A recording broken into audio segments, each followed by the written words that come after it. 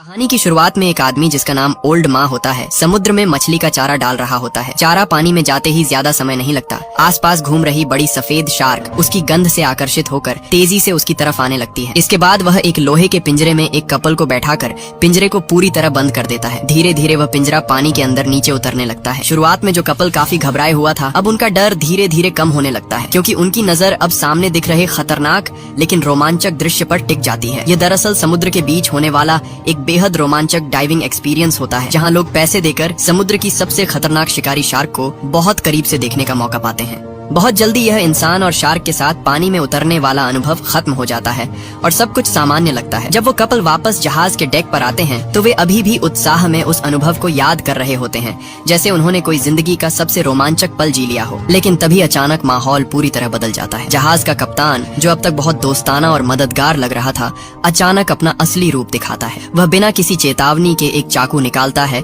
और सीधे आदमी पर हमला कर देता है। आदमी को कुछ समझने का मौका तक नहीं मिलता। उसके शरीर से तेजी से खून बहने लगता है। वह दर्द से तड़पने लगता है। उसका शरीर अनियंत्रित होकर कांपने लगता है और इससे पहले कि वह कुछ कर पाए, कप्तान उसे जोर से धक्का देकर सीधे समुद्र में गिरा देता है। जैसे ही वह पानी में गिरता है, वहाँ मौजूद शार्क तुरंत उसकी तरफ टूट पड़ती है और वह कुछ ही पलों में उनका शिकार बन जाता है, मानो वो उनके लिए खाने के बाद मिलने वाला डेजर्ट हो। दरअसल इस कप्तान के क्रूर व्यवहार के पीछे एक बहुत ही डरावना अतीत छिपा हुआ है। जब वह छोटा था, तब एक बार डाइविंग के दौरान उस पर शार्क ने हमला कर दिया था। उस घटना में वह बुरी तरह जख्मी हो गया था। हालांकि वह किसी तरह बच निकला, लेकिन उस दिन का डर और दर्द उसके दिमाग में हमेशा के लिए बैठ गया। यह अनुभव इतना भयानक था कि उसने उसकी सोच को पूरी तरह से बदल दिया। अब वह चाहता है कि जो लोग शार्क देखने के लिए आते हैं, वे भी उसी डर, दर्द और बेबसी को महसूस करें जो उसने बचपन में झेली थी। इसी वजह से उसने एक पुरानी मछली पकड़ने वाली नाव खरीदी और उसे किनारे पर खड़ा कर दिया। वह लोगों को टूर के नाम पर बहलाता है, उन्हें समुद्र में ले जाता है और फिर मौका देखकर उन्हें अपना शिकार बना देता है। उसका पूरा सिस्टम ऐसा होता है कि जो लोग खुद सस्ते में रोमांच ढूंढते हुए उसके पास आते हैं, वही उसके जाल में फंस जाते हैं, जैसे खुद ही फंसने के लिए तैयार शिकार। लेकिन क्योंकि उसका काम पूरी तरह गैर कानूनी होता है, इसलिए ज्यादा लोग उसके पास नहीं आते। ज्यादातर वो लोग ही फंसते हैं जो पैसे बचाने के चक्कर में सस्ता विकल्प चुनते हैं। धीरे धीरे इतने कम शिकार उसके लिए काफी नहीं रहते। उसके अंदर का पागलपन और भी बढ़ने लगता है और अब वह अपने बनाए हुए नियमों को भी तोड़ने लगता है। उसी समय एक लड़की, जिसका नाम आना है, समुद्र किनारे सर्फिंग कर रही होती है। वह मस्ती में इतनी खो जाती है कि समय का ध्यान ही नहीं रहता और जब वह वापस किनारे आती है, तब तक रात काफी गहरी हो चुकी होती है। तभी उसे पता चलता है कि उसकी कार की चाबी कहीं खो गई है। आसपास अब लगभग सब लोग जा चुके होते हैं और वहाँ सिर्फ एक ही गाड़ी खड़ी होती है जो अभी तक नहीं गई। आना उस गाड़ी के पास जाती है और उसके मालिक से मदद मांगती है, लेकिन उसे जरा भी अंदाजा नहीं होता कि वह गाड़ी उसी ओल्ड माँ की है। जैसे ही ओल्ड माँ आना को देखता है, उसकी नजर तुरंत उस पर टिक जाती है। आना की खूबसूरती और उसका बेफिक्र अंदाज उसे आकर्षित करता है, लेकिन उसके दिमाग में कुछ और ही चल रहा होता है। वह दिखावे के लिए वहाँ से चला जाता है, जैसे उसे कोई दिलचस्पी ही ना हो। उधर आना बिल्कुल बेफिक्र होकर अपने बॉयफ्रेंड को मैसेज करने में लगी होती है। उसे जरा भी अंदाजा नहीं होता कि अगले ही पल उसके साथ क्या होने वाला है। और फिर अचानक बिना किसी चेतावनी के वह गायब हो जाती है, जैसे जमीन निगल गई हो। जब उसका बॉयफ्रेंड रेग उससे संपर्क नहीं कर पाता तो वह घबरा जाता है। वह उसकी लोकेशन के आधार पर उसे ढूंढने के लिए वहाँ पहुँचता है, लेकिन वहाँ आना का कोई निशान नहीं मिलता। वह बार बार उसे कॉल करता है, उम्मीद करता है कि शायद वह फोन उठाए, लेकिन तभी उसे एक अजीब चीज सुनाई देती है। फोन की घंटी एक कार के अंदर से आ रही होती है। उधर आना धीरे धीरे होश में आती है। जब वह अपनी आंखें खोलती है तो खुद को एक अंधेरे और बंद कमरे में पाती है। उसका शरीर एक लोहे के बिस्तर से हथकड़ी के जरिए बांधा हुआ होता है। वह घबराकर इधर उधर देखने लगती है, समझने की कोशिश करती है कि वह कहाँ है और उसके साथ क्या हुआ है। तभी उसकी नजर पास वाले बिस्तर पर जाती है, जहाँ एक और लड़की बंधी हुई होती है। ये लड़की वही पर्यटक लीसा होती है जो पहले ओल्ड माँ का शिकार बन चुकी है। लीसा उसे बताती है कि यहाँ से भागना नामुमकिन है। वह कहती है कि चाहे जितना भी चिल्लाओ, कोई भी उनकी आवाज नहीं सुन सकता, क्योंकि वे इस वक्त समुद्र के बीचों बीच है, जहाँ आस पास कोई नहीं है। लेकिन आना हार मानने वालों में से नहीं होती। वह लगातार कोशिश करती रहती है कि किसी तरह यहाँ से निकलने का रास्ता मिल जाए। दूसरी तरफ लीसा पूरी तरह टूट चुकी होती है। वह मान चुकी होती है कि अब बचने का कोई रास्ता नहीं है, क्योंकि उसे लगता है कि दुनिया में किसी को भी नहीं पता कि वह यहाँ फंसी हुई है। फिर भी आना के अंदर उम्मीद बाकी होती है, क्योंकि उसे पता है कि उसका बॉयफ्रेंड उसे ढूंढ रहा होगा। सच में उस समय रेग पुलिस के पास जा चुका होता है और रिपोर्ट करने की कोशिश करता है, लेकिन पुलिस यह कहकर केस दर्ज नहीं करती कि अभी सिर्फ एक रात ही हुई है और इतने कम समय में किसी को मिसिंग घोषित नहीं किया जा सकता। धीरे धीरे दिन बीत जाता है और रात फिर से आ जाती है। पूरे दिन की थकान के बावजूद आना हार नहीं मानती। वह खुद को संभालती है और लीसा से बात करती रहती है, उसे समझाने की कोशिश करती है कि अभी सब खत्म नहीं हुआ है। लगातार बात करने और हिम्मत देने से लीसा के अंदर का डर थोड़ा कम होने लगता है। तभी अचानक आना को एक चीज नोटिस होती है। वह देखती है कि लीसा का स्विम सूट कई दिनों से पहने होने के बावजूद अपनी शेप में बना हुआ है। इससे उसे शक होता है कि उसके अंदर कोई तार या फ्रेम लगा हुआ होगा।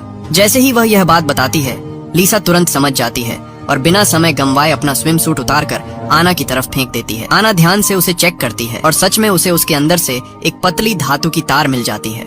अब उसे लगता है कि शायद इसी तार की मदद से वह हथकड़ी खोल सकती है। वह तुरंत उस तार को इस्तेमाल करते हुए ताला खोलने की कोशिश करने लगती है, लेकिन तभी अचानक बाहर से किसी के चलने की आवाज आने लगती है। दरवाजे के बाहर से आती कदमों की आवाज धीरे धीरे साफ होने लगती है और कुछ ही पलों में ओल्ड माँ खाने पीने की चीजें लेकर कमरे के अंदर दाखिल होता है। जैसे ही वह अंदर आता है, माहौल फिर से तनाव से भर जाता है।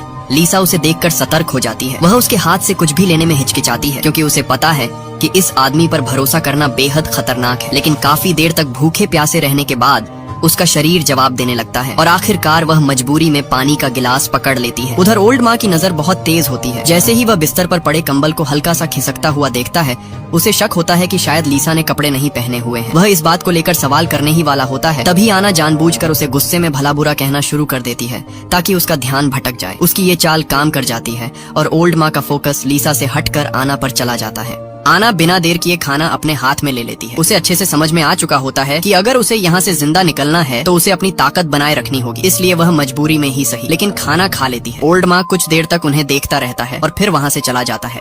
जैसे ही वह जाता है, आना तुरंत फिर से उस तार को निकालती है और हथकड़ी खोलने की कोशिश करने लगती है, लेकिन ज्यादा समय नहीं बीतता कि उसे चक्कर आने लगते हैं। उसकी नजर धुंधली होने लगती है और शरीर कमजोर पड़ने लगता है। उधर लीसा भी अचानक बिस्तर पर ढीली पड़ जाती है, जैसे उसकी सारी ताकत खत्म हो गई हो। कुछ ही पलों में आना के हाथ से वह तार भी छूट जाती है। अब उसे समझ आता है कि जो पानी उन्होंने पिया था उसमें कुछ मिलाया गया था, कोई नशीली दवा। लेकिन तब तक बहुत देर हो चुकी होती है। उसकी आंखें भारी होने लगती हैं और वह बेहोशी में चली जाती है। काफी देर से इंतजार कर रहा ओल्ड माँ धीरे धीरे मुस्कुराते हुए वापस कमरे में आता है। उसे पहले से ही अंदाजा था कि दोनों कुछ करने की कोशिश कर रही हैं। उनकी हर हरकत पर उसकी नजर थी। जब आना दोबारा होश में आती है तो वह खुद को उसी तरह बंधा हुआ पाती है, लेकिन इस बार जगह बदल चुकी होती है। अब वह जहाज के डेक पर होती है। उसके पास ही लीसा जमीन पर बेहोश पड़ी होती है।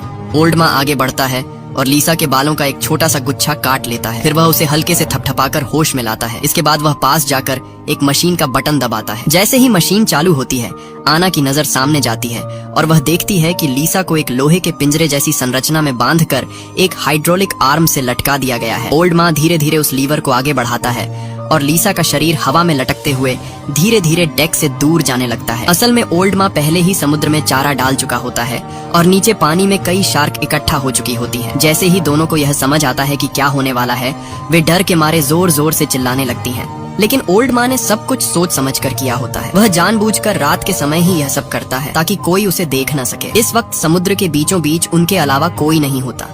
लीसा पूरी ताकत से छूटने की कोशिश करती है, लेकिन वह बेबस होती है। हाइड्रोलिक आर्म धीरे धीरे उसे नीचे ले जाता है, लेकिन ओल्ड माँ उसे पूरी तरह पानी में नहीं डुबोता। वह सिर्फ उसके शरीर का आधा हिस्सा पानी में जाने देता है, क्योंकि उसके लिए यह सिर्फ हत्या नहीं है, ये एक रिकॉर्डिंग है। वह इस पूरी घटना को कैमरे में कैद कर रहा होता है। कुछ ही सेकंड में शार्क लीसा पर हमला कर देती हैं। वे उसे चारों तरफ से घेर लेती हैं और उसके शरीर को नोचने लगती हैं। खून तेजी से पानी में फैलने लगता है और आसपास का समुद्र लाल हो जाता है। ओल्ड माँ ध्यान से हर पल को रिकॉर्ड करता है। लीसा का डर, उसकी चीखें, उसकी आखिरी सांसें, सब कुछ उसके लिए यह एक तरह का कलेक्शन होता है। इसके बाद वह आना की तरफ मुड़कर उसे बताता है कि उसका नंबर अगली रात आएगा। वह जानबूझकर उसे पहले से बता देता है ताकि वह पूरे समय डर और इंतजार में तड़पती रहे। आना पूरी तरह टूट चुकी होती है। वह बेबसी में दीवार पर अपना नाम खोदने लगती है ताकि अगर कभी कोई यहाँ आए तो उसे पता चल सके कि उसके साथ क्या हुआ था और इस अपराधी को सजा मिल सके। लेकिन तभी उसे दीवार पर कुछ अजीब निशान दिखाई देते हैं, जैसे किसी ने पहले भी वहाँ कुछ लिखा हो और फिर मिटाने की कोशिश की हो। आना तुरंत चादर से उस हिस्से को जोर जोर से साफ करने लगती है। कुछ ही देर में एक नाम साफ नजर आने लगता है। ये किसी और शिकार का नाम होता है, जिसने भी यही उम्मीद में अपना नाम छोड़ा था कि कोई उसे ढूंढ पाएगा। जब वह ध्यान से पूरी दीवार को देखती है तो उसे कई ऐसे ही मिटाए गए निशान दिखाई देते हैं। इसका मतलब साफ होता है ओल्ड माँ ने इससे पहले भी कई लोगों को यहाँ लाकर मारा है। उधर ओल्ड माँ अपने काम में लगा होता है। वह लीसा के बालों को एक कवर में रखता है, फिर उस वीडियो टेप को जिसमें उसका नाम लिखा होता है उसी के साथ रख देता है। वह ऐसा इसलिए करता है ताकि बाद में जब वह इन रिकॉर्डिंग्स को देखे तो आसानी से पहचान सके कि कौन सा शिकार कौन था, क्योंकि अब उसके पास ऐसे शिकारों का काफी बड़ा कलेक्शन हो चुका होता है। सुबह होते ही समुद्र फिर से शांत हो जाता है। ऐसा लगता है जैसे पिछली रात कुछ हुआ ही नहीं। बस पानी पर तैरता हुआ एक टूटा हुआ रस्सा ही उस खौफनाक घटना की गवाही देता है। थोड़ी देर बाद ओल्ड माँ फिर से आना के पास खाना लेकर आता है, लेकिन इस बार आना साफ मना कर देती है। वह उसे गालियां देती है और कहती है कि वह सिर्फ एक पागल नहीं बल्कि एक कायर भी है जो सिर्फ कमजोर और बेबस औरतों पर हमला करता है। वह यह भी कहती है कि शायद उसके साथ पहले कुछ बुरा हुआ होगा, इसलिए वह ऐसा बन गया है। लेकिन ओल्ड माँ पर इन बातों का कोई असर नहीं पड़ता। वह ऐसे तानों का आदी हो चुका होता है। वह बस शांत होकर कहता है कि अगर उसे टॉयलेट जाना हो तो बिस्तर के पास रखी बाल्टी का इस्तेमाल कर सकती है। लेकिन यही बात अचानक आना के दिमाग में एक आइडिया दे देती है। ओल्ड माँ के जाने के बाद आना तुरंत उस बाल्टी की तरफ ध्यान देती है जो बिस्तर के पास रखी होती है। पहले वह उसे सामान्य नजर से देखती है, लेकिन फिर उसके दिमाग में एक आइडिया आता है। वह धीरे धीरे उसे उठाकर ध्यान से जांचने लगती है। कुछ ही पलों में वह बाल्टी के हैंडल को खोल लेती है और उसे जोर लगाकर तोड़ देती है। अब उसके हाथ में एक नुकीला अस्थायी हथियार होता है जिसे वह जरूरत पड़ने पर इस्तेमाल कर सकती है। दूसरी तरफ ओल्ड माँ आराम से बैठकर खाना खा रहा होता है और साथ ही पिछली रात की रिकॉर्डिंग देख रहा होता है। वह उस दर्दनाक वीडियो को ऐसे देख रहा होता है जैसे कोई अपनी पसंदीदा फिल्म देखता है, लेकिन उसके चेहरे के भावों को गौर से देखने पर साफ समझ आता है कि अंदर से वह उतना शांत नहीं है जितना दिख रहा है। उसके अंदर कुछ और ही चल रहा होता है। धीरे धीरे समय बीतता है और फिर रात हो जाती है। ओल्ड माँ अब और इंतजार नहीं कर पाता। वह उत्साह में आकर फिर से अपनी तैयारी शुरू कर देता है। वह दवा तैयार करता है और सोचता है कि आज वह आना को भी उसी तरह खत्म करेगा जैसे उसने बाकी लोगों के साथ किया था। उसके मन में एक अजीब सा रोमांच और पागलपन साफ दिखाई देता है, लेकिन उसे यह बिल्कुल अंदाजा नहीं होता कि इस बार हालात उसके मुताबिक नहीं रहने वाले। जैसे ही वह कमरे का दरवाजा खोलकर अंदर आता है, वह धीरे धीरे आना के पास जाने लगता है, शायद उसे फिर से बेहोश करने के इरादे से। लेकिन जैसे ही वह करीब आता है, अचानक आना उस पर हमला कर देती है। वह पूरी ताकत के साथ उस पर टूट पड़ती है। ओल्ड माँ को संभलने का मौका तक नहीं मिलता और उसका सिर जोर से पास के लोहे के ढांचे से टकराता है। वह वहीं गिरकर बेहोश हो जाता है। आना को जैसे ही मौका मिलता है, वह बिना समय गंवाए सावधानी से उसके पास जाती है। वह जल्दी जल्दी उसकी जेब टटोलती है और चाबी ढूंढ लेती है। फिर वह लगातार उसकी तरफ नजर रखते हुए अपने हाथों की हथकड़ी खोलने लगती है। कुछ ही सेकंड में वह खुद को आजाद कर लेती है। अब वह जल्दी से वहां से निकलने की कोशिश करती है।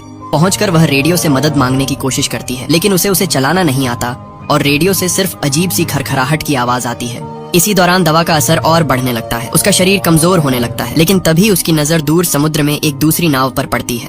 उसे उम्मीद की एक किरण दिखाई देती है। वह खुद को संभालते हुए डेक तक पहुंचती है और पूरी ताकत से मदद के लिए चिल्लाने लगती है, लेकिन दूरी इतनी ज्यादा होती है कि उसकी आवाज वहां तक नहीं पहुंच पाती। उल्टा उसकी आवाज ओल्ड माँ का ध्यान अपनी तरफ खींच लेती है। अब उसके पास बचने का कोई रास्ता नहीं होता। धीरे धीरे पीछे हटते हुए आना जहाज के किनारे तक पहुंच जाती है। वह आसपास देखती है और तुरंत पास रखा महंगा कैमरा उठा लेती है ताकि जरूरत पड़ने पर खुद की रक्षा कर सके। लेकिन तभी उसे समझ आता है कि ओल्ड माँ इस कैमरे को बहुत महत्व देता है। ये उसके लिए सिर्फ एक चीज नहीं बल्कि उसका कलेक्शन है। आना बिना देर किए कैमरे को सीधे समुद्र में फेंक देती है। इसके बाद वह खुद भी बिना सोचे समझे समुद्र में कूद जाती है। उसके दिमाग में एक ही बात चल रही होती है, अगर मरना ही है तो शार्क के हाथों मरने से अच्छा है कि वह खुद डूब जाए। वह पानी में गिरते ही कुछ देर तक तैरने की कोशिश करती है, लेकिन उसका शरीर जवाब दे रहा होता है। वह ज्यादा देर तक खुद को संभाल नहीं पाती और धीरे धीरे समुद्र की गहराई में डूबने लगती है। अगले ही पल कहानी तीसरे दिन पर पहुंच जाती है। ओल्ड माँ अपनी नाव लेकर वापस किनारे की तरफ लौट रहा होता है, लेकिन इस बार एक अजीब बात होती है। वह अपने शिकार को मारकर समुद्र में छोड़ने के बजाय आना को जिंदा ही अपने साथ वापस ले आया होता है। असल में अब उसकी मानसिक हालत इतनी बिगड़ चुकी होती है कि अगर वह अपने शिकार की रिकॉर्डिंग नहीं करता तो उसे किसी तरह का संतोष ही नहीं मिलता। उसके लिए अब हत्या भी तभी पूरी लगती है जब वह उसे रिकॉर्ड कर सके। इसी वजह से वह आना को जिंदा रखता है ताकि बाद में उसे फिर से इस्तेमाल कर सके। उधर आना को भी अब उसकी इस आदत का अंदाजा हो चुका होता है। वह समझ जाती है कि यही उसकी एकमात्र उम्मीद हो सकती है। अगर वह सही समय का इंतजार करे तो शायद वह मदद के लिए संकेत भेज सके। जब नाव किनारे के पास पहुंचती है तब आना पूरी तरह से बंधी हुई होती है, लेकिन वह लगातार लोहे की सलाखों पर जोर जोर से मारकर आवाज करने लगती है ताकि कोई उसे सुन सके। लेकिन दुर्भाग्य से वहाँ पास में सिर्फ एक बूढ़ा आदमी रहता है जो पास की एक और नाव पर होता है। उसे आना की आवाज साफ साफ सुनाई नहीं देती। इसी दौरान वह बूढ़ा आदमी ओल्ड माँ को आवाज लगाता है। असल में कभी कभी कुछ पर्यटक भी उसके पास आते रहते हैं, इसलिए वह उससे बात करने की कोशिश करता है।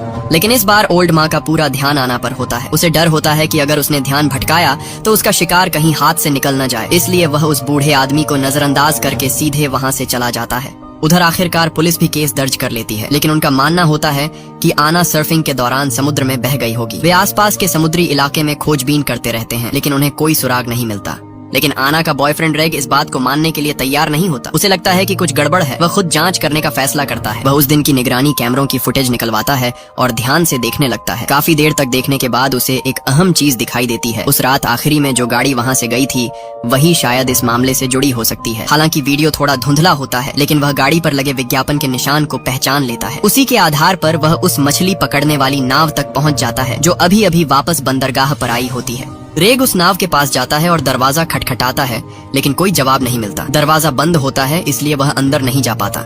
जब वह निराश होकर वापस जाने लगता है तभी उसे नीचे की तरफ से हल्की सी आवाज सुनाई देती है, जैसे कोई अंदर से मदद के लिए पुकार रहा हो। वह तुरंत समझ जाता है कि कुछ गड़बड़ है। बिना देर किए वह खिड़की तोड़कर अंदर घुस जाता है।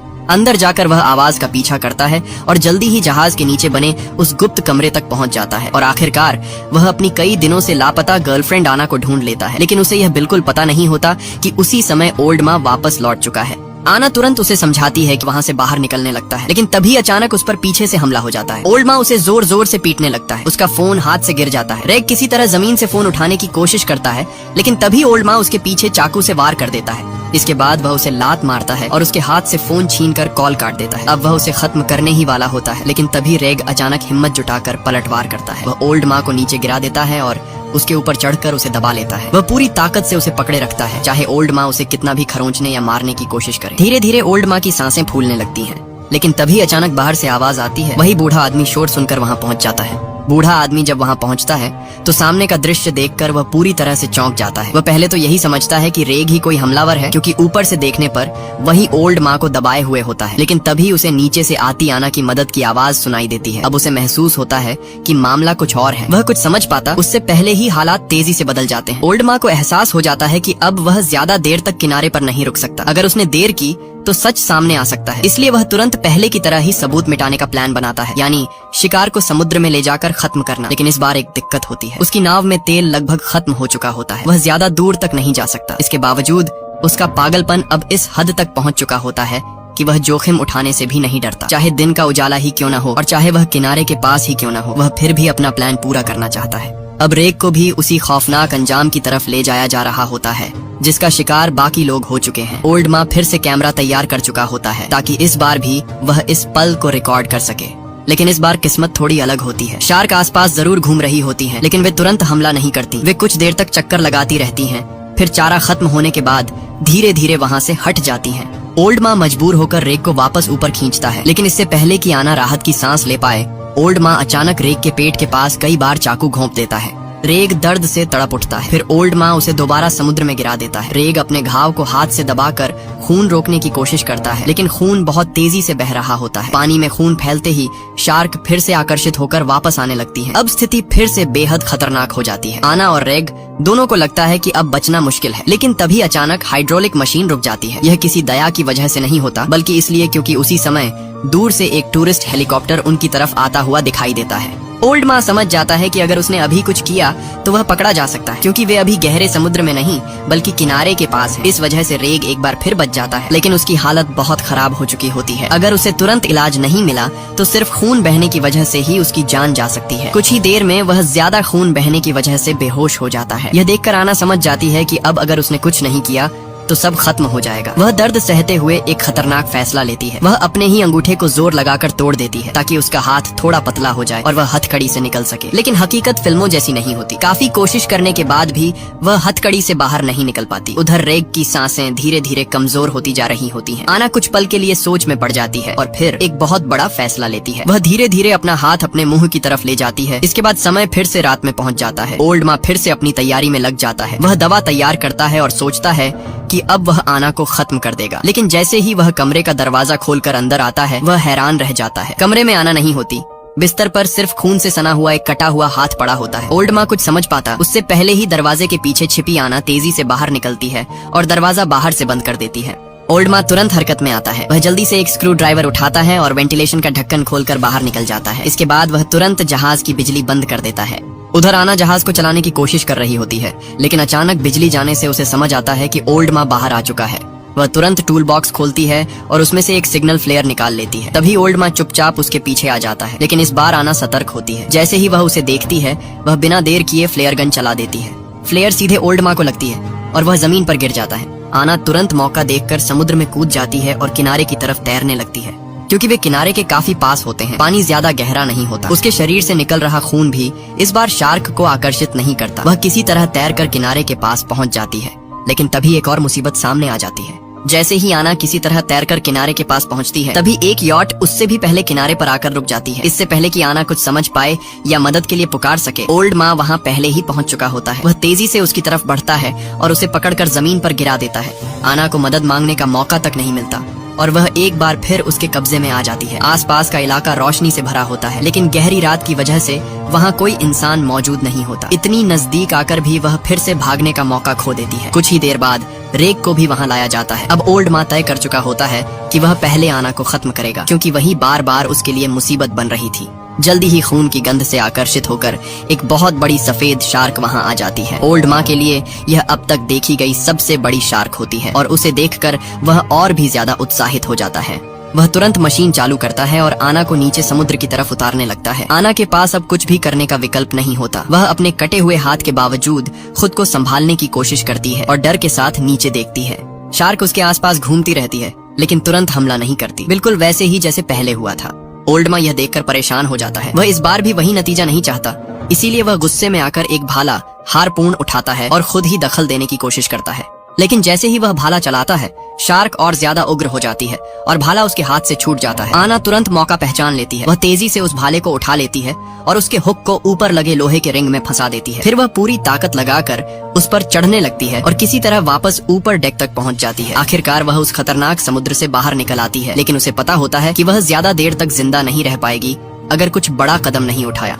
वह बिना देर किए अपने शरीर से बंधी पट्टियां खोलती है और फिर से पानी में कूद जाती है। इस बार वह अपने घाव को कसकर दबाए रखती है ताकि ज्यादा खून न निकले। शार्क फिर से उसकी तरफ आकर्षित होती है, लेकिन इस बार वह उस पर हमला नहीं करती। शायद वह पहले ही खा चुकी होती है। यहीं पर एक सच्चाई सामने आती है। शार्क सिर्फ अपने स्वभाव के अनुसार काम करती है। वह कोई बुरी या क्रूर चीज नहीं है। असली खतरा तो इंसान होता है जो जानबूझकर दूसरों को नुकसान पहुंचाता है। आना इस मौके का फायदा उठाती है और दूसरी तरफ से जहाज पर चढ़ जाती है। वह चुपचाप एक फिशिंग बॉक्स उठाती है। उधर रेग अभी भी जहाज के किनारे पड़ा होता है। उसकी हालत बेहद खराब होती है। समुद्र अचानक बहुत शांत लगने लगता है और आना को कुछ अजीब महसूस होता है, लेकिन इससे पहले कि वह कुछ सोच पाए, वह तुरंत फैसला लेती है और फिशिंग गन से ओल्ड माँ पर हमला कर देती है। ओल्ड माँ घायल हो जाता है और घबराकर ऊपर चढ़ने की कोशिश करता है, लेकिन तभी अचानक एक बड़ी सफेद शार्क पानी से उछलकर उसे अपने मुंह में दबोच लेती है। कुछ ही पलों में वह उसी मौत का शिकार बन जाता है जो वह दूसरों को देता आया था, और जो कैमरा हमेशा उसके शिकारों की मौत रिकॉर्ड करता था, वह इस बार उसके अपने आखिरी पल को रिकॉर्ड कर रहा होता है। यहीं पर इस पूरी कहानी का अंत हो जाता है।